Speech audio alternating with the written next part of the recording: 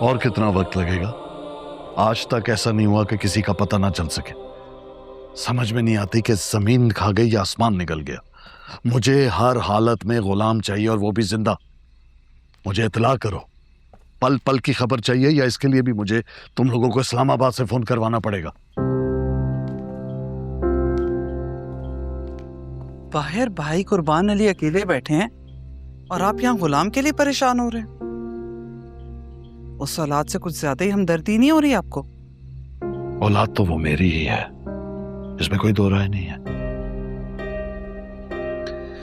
राय तो मैं मांग भी नहीं रही हूँ, सिर्फ इतना ही कहा है कि घर में मेहमान आए हुए हैं, ना आपका पता है ना ही आपके बेटे का। पाशा कहाँ गए? तुम्हारे भाई ने उससे कुछ कहा है, जिसके बाद वो यहाँ से चला गया है। चाय का काम क्या होगा उस गुलाम की माँ के पास? वैसे मेरे भाई के साथ आपका रिश्ता सिर्फ मेरी वजह से नहीं है, अब वो आपका समधी भी लगता है। पाशा का सुसर इसी बात का लिहाज रखा करे। तुम्हारे भाई को भी ये समझना चाहिए कि तल्ख अल्फाज इस्तेमाल करने से पहले वो इस बात को जहन में रखे कि उसकी बेटी अब इस घर की बहू है, और बादशाह की बीवी भी। बादशाह आजकल जिस दौर से गुजर रहा है उसे तुम भी अच्छी तरह जानती हो, और मैं भी।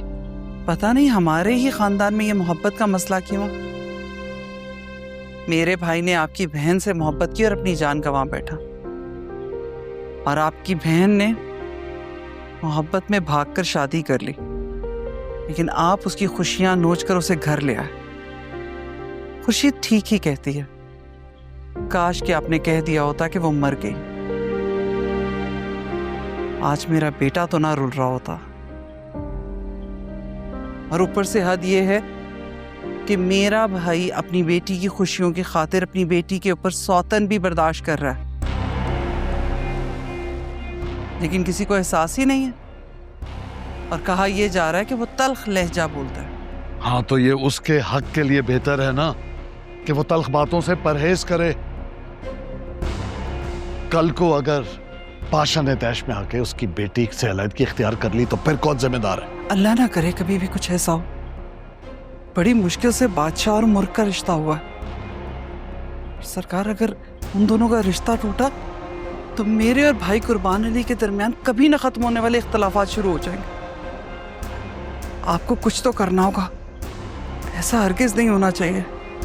मैंने इस खानदान की रस्मों और रिवाजों की खातिर अपनी बहन को धमकी देकर यह शादी करवाई है, क्योंकि मैं भी खुद ये चाहता हूं कि मुर्ख के लिए बादशाह के दिल में नरमी पैदा हो, दोनों खुश रहें। लेकिन जानती हो, तुम्हारा भाई ये नहीं चाहता। हाँ,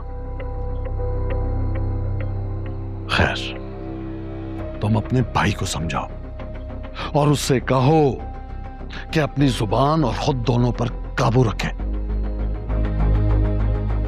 बादशाह अब उसका भांजा नहीं है, उसका दामाद है, और ये बात वो ज़हन नशी कर ले।